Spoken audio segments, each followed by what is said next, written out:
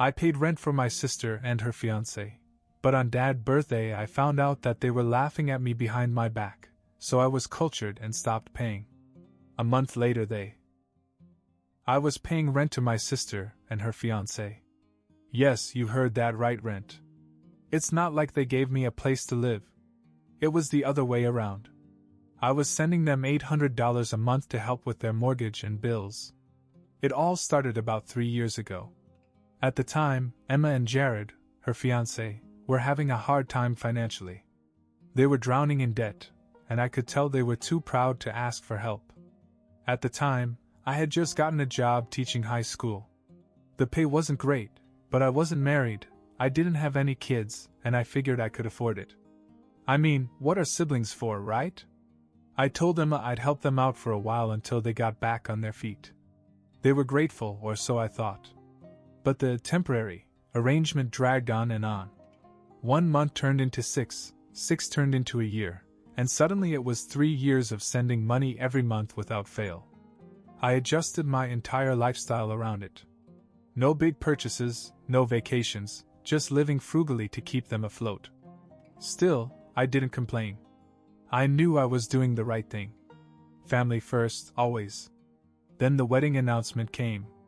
They were finally getting married after all these years, and I thought, okay, this is a turning point. I secretly hoped they'd tell me they didn't need my help anymore. But instead, Emma called me one day and asked if I could help with her wedding expenses. I'll never forget that call. I paused for a long time before telling her no. Emma, I already send you $800 a month. I can't do more than that, I said. She became silent. I don't know what she expected me to say, but I had to draw the line somewhere. Fast forward 2 months to my father's birthday. We had a big family reunion at Grandma's house. It was the usual mess, tons of food, kids running around, people arguing about whose barbecue sauce was better. Emma and Jared showed up looking like they didn't have a care in the world. We were all in good spirits, sharing drinks, talking about old family stories. Everything seemed normal. Toward the end of the evening, my grandmother came over and touched my arm. "Brian, can we talk outside for a minute?" she asked quietly. I didn't think much of it. Grandma is known for having little heart-to-hearts. Sometimes it's life advice, sometimes just an encouraging word. I figured maybe she was trying to nudge me about settling down. She always asked when I was going to meet a nice girl and start a family. We stepped out onto the porch where it was quieter. She looked around to make sure no one was within earshot. Then she said something that hit me like a punch in the gut. "They made fun of you," she said in a low voice. "Who?" I asked, frowning. "Emma and Jared. They laugh behind your back," she said. "They think you're stuck in life. That you'll never have a family of your own, that you're wasting your time trying to help them. They joke about how much you sacrifice while you live alone and struggle to be a teacher." I felt a knot in my chest. I couldn't believe it.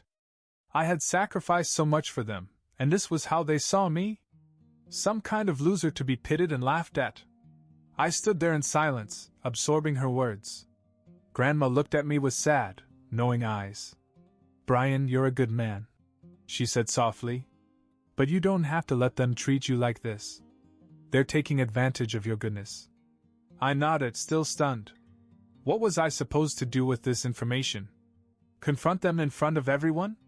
Ruin the evening? No, I wasn't going to give them the satisfaction of seeing me rattle. Instead, I went back inside, put on a smile, and acted as if nothing was wrong. I even clinked glasses with Jared as we toasted Dad's birthday. But inside, everything had changed. I knew I couldn't live like this anymore. They thought I was a joke? Fine. Let's see how funny things get when the money stops coming in. I wasn't going to lose my cool. I'd play it smart, keep things classy. But they were about to learn that I wasn't a pushover. The morning after Dad's birthday party, I woke up early, still thinking about what Grandma had said. Part of me wanted to call Emma right away and confront her, but I decided against it. I needed time to think. Instead, I went through my usual routine: coffee, lesson plans, grading papers. Business as usual. About a week later, I got a call from Emma. "Hey Brian. Just checking in," she said, all cheerful, like nothing was wrong. "Hey," I replied, keeping my tone neutral. She started rambling on about wedding plans. Flowers, guest lists, some problem with the caterer. I let her talk for a while, then she casually brought up money. "Oh, and Jared was wondering if you could send this month's rent a little early. We have a few things coming up." I had to force myself not to laugh. "Yeah, about that. I'm actually going through some financial stuff myself," I said. "I won't be able to send the money this month." There was a pause. "Wait, you mean just this month, right? You'll still help us after that?" "I don't know, Emma. I've been helping for 3 years. I might need to focus on my own situation for a while." She was silent for a moment, and then I heard her voice tighten. "Brian, are you serious? We're counting on this money." "Yeah, well, I was counting on my family not laughing behind my back." There was another long silence. I didn't elaborate, and she didn't ask what I meant. Instead, she gave a stiff "okay," and quickly ended the call. That was the beginning of the fallout.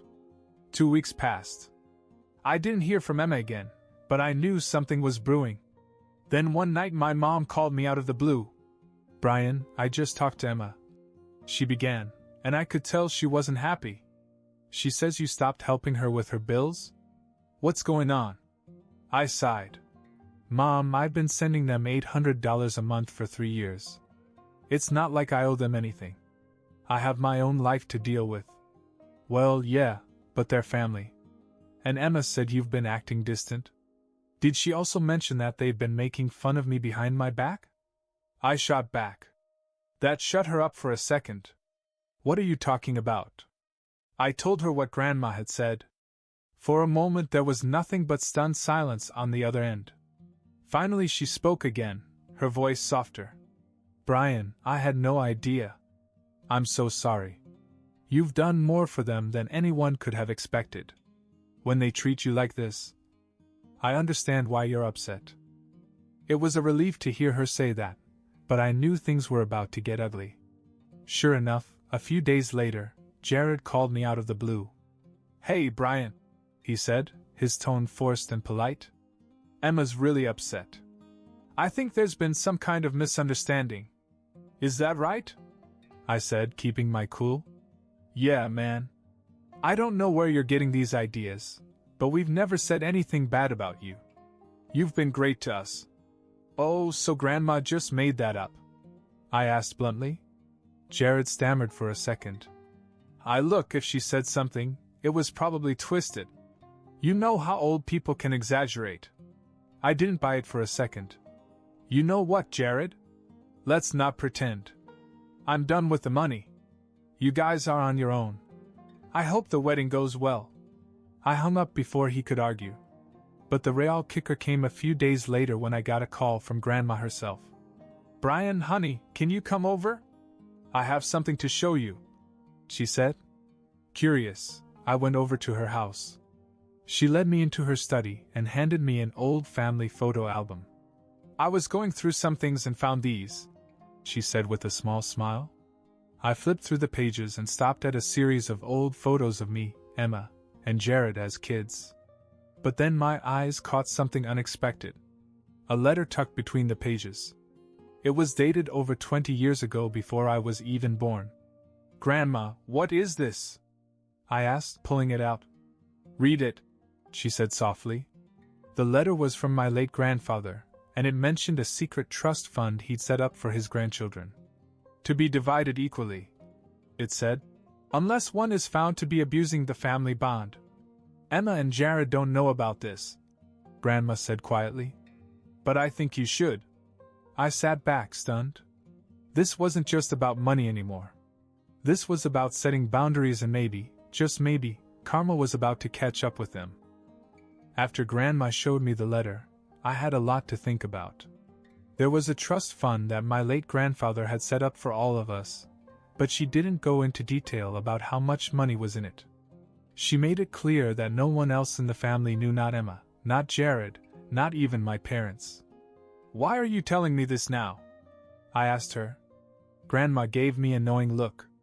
Because I want you to understand something. You're not the failure they make you out to be.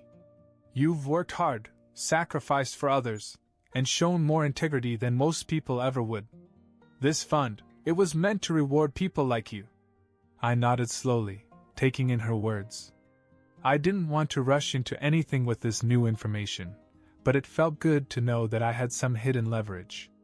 Over the next week, the drama escalated. I began to hear through the family grapevine that Emma and Jared were panicking. I guess cutting off their monthly allowance had hit them harder than I thought. Jared's hours at work had been cut, and Emma was having trouble paying some of the wedding vendors. I thought they'd get by, but instead they started trying to guilt other family members into giving them money. It backfired spectacularly. My mom mentioned to one of her sisters that I'd been supporting Emma and Jared financially for years. Word spread quickly, and soon everyone in the family knew. My Aunt Laura, who doesn't hold back, apparently tore into Emma at a family gathering I wasn't even at. You let Brian pay your bills for 3 years and now you're playing the victim? Are you serious? She reportedly yelled. Emma called me afterwards, furious. What the hell, Brian? Did you tell everyone about the money? No, I said calmly. I only told Mom. You brought this on yourself. Do you have any idea how embarrassing that is? She hissed. Emma, I think you have bigger problems than embarrassment, I said. Maybe take a look in the mirror and ask yourself why you thought it was okay to treat me like a joke. She didn't have an answer.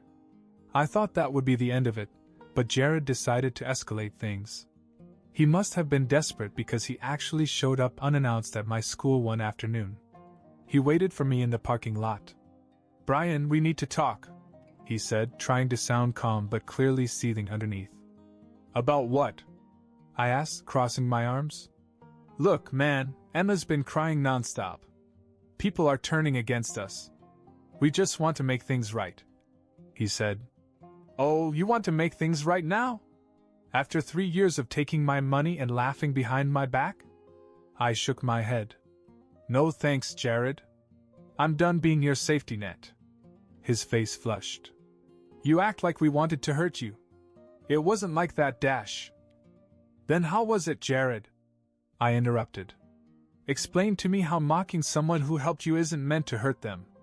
He didn't have a good answer. Instead, he mumbled something about how it was all a misunderstanding and stormed off. Later that night I got a call from my father. He rarely gets involved in drama, so I knew this was serious. Brian, he said, I had a long talk with Emma and Jared. They're struggling right now, but they regret the way they treated you. That's nice, I said flatly. But I'm not interested in fixing things right now. They need to work out their own problems. Dad sighed.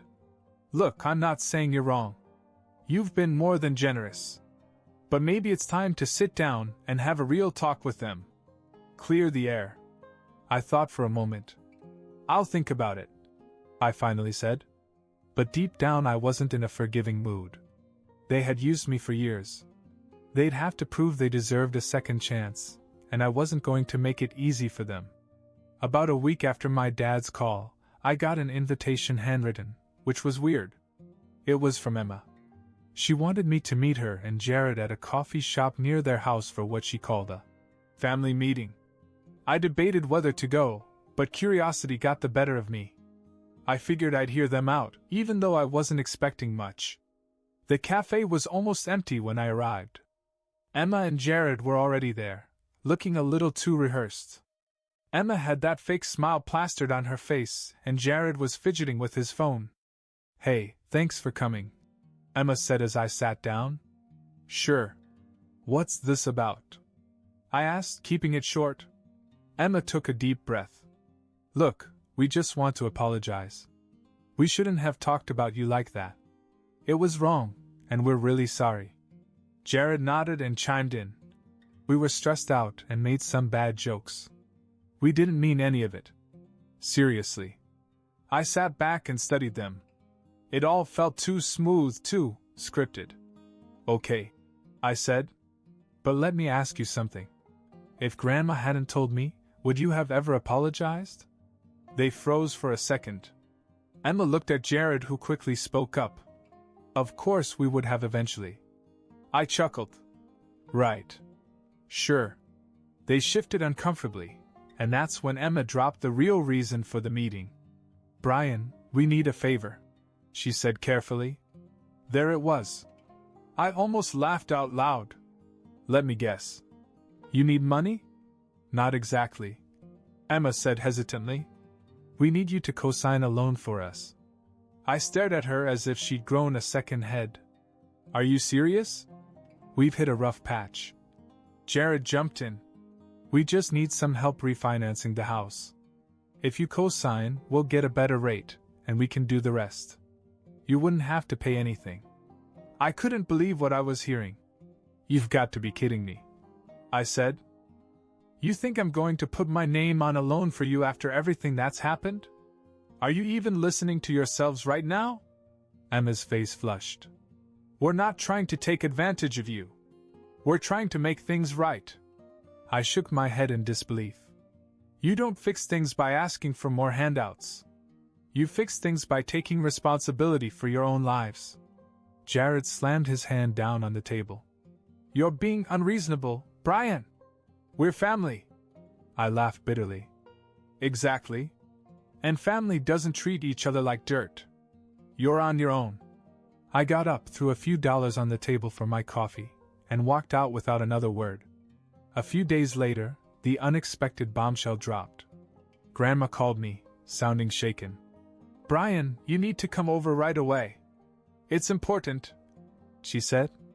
When I arrived at her house, she handed me an envelope with my name on it.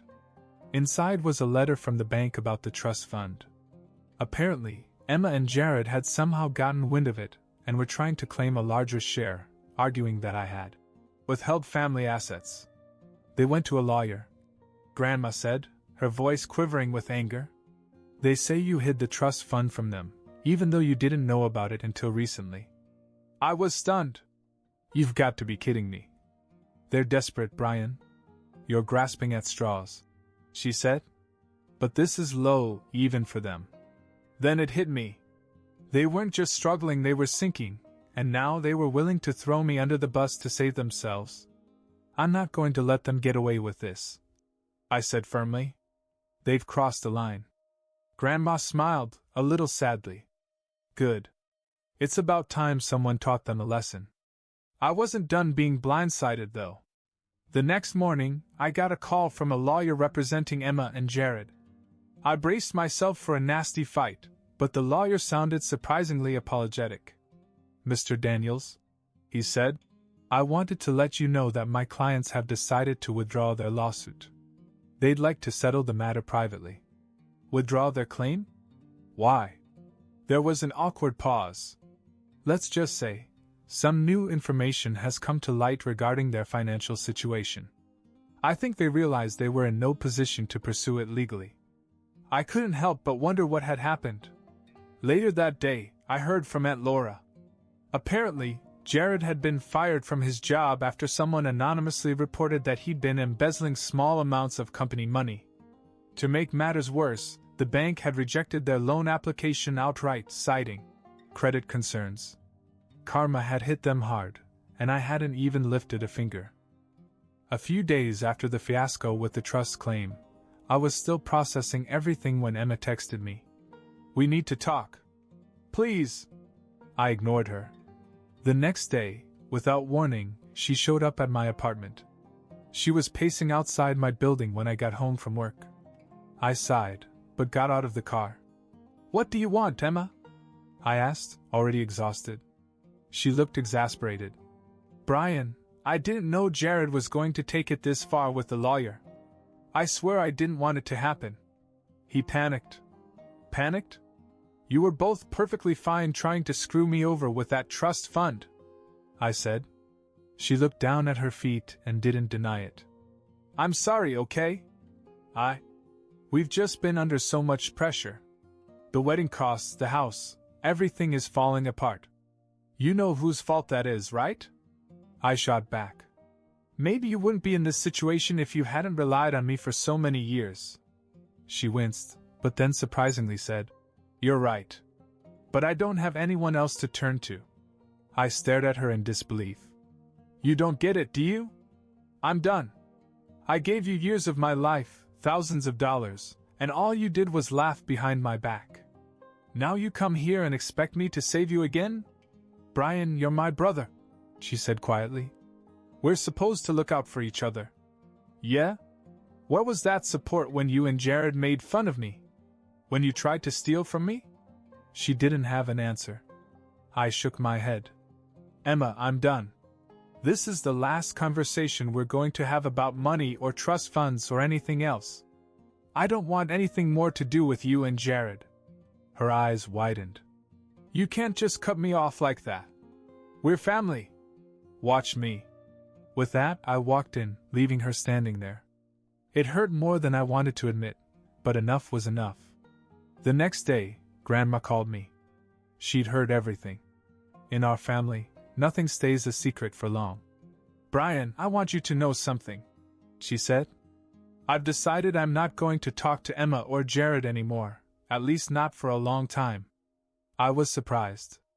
Grandma, you don't have to do that for me. I do, she said firmly. You've been nothing but good to them, and they tried to betray you. If they don't respect you, they don't respect me. They crossed the line, and I'm not going to pretend otherwise. Hearing that from her meant more to me than I could put into words. A few weeks later, I got another surprise. I ran into Aunt Laura at the grocery store, and she pulled me aside. She said, Hey, I heard about everything that happened. I just wanted to tell you that I am proud of you, she said. Proud of me? I asked, confused. Yeah. You finally stood up for yourself. Emma always had a way of manipulating people, but you didn't let her walk all over you. I shrugged. It wasn't easy, but I couldn't live like that anymore. Well, you did the right thing. And by the way, you might want to check in with Grandma. She's making some changes to the trust fund. That caught my attention. Changes? Laura grinned. Let's just say Emma and Jared might not be included in the future plans. Sure enough, when I visited Grandma a few days later, she confirmed it. I talked to the lawyer, she said. I've decided that if Emma and Jared can't show responsibility and respect, they won't get their share of the trust. I'm giving them a chance to change, but if they don't, the trust will be divided between you and your cousins instead. I was speechless for a moment. You don't have to do that, Grandma. I don't want any of the money. I know, she said, smiling. That's why you deserve it. After that, I cut off all contact with Emma and Jared. No texts, no calls. I blocked their numbers and stopped dealing with any family drama. Slowly, things started to feel easier. I didn't realize how much of a burden I was carrying until it was finally gone. The real kicker? I heard through the grapevine that Jared had moved out of the house after losing his job. Their relationship was on the rocks and Emma had to move back in with her mom. I wasn't happy about it, but I couldn't deny the irony.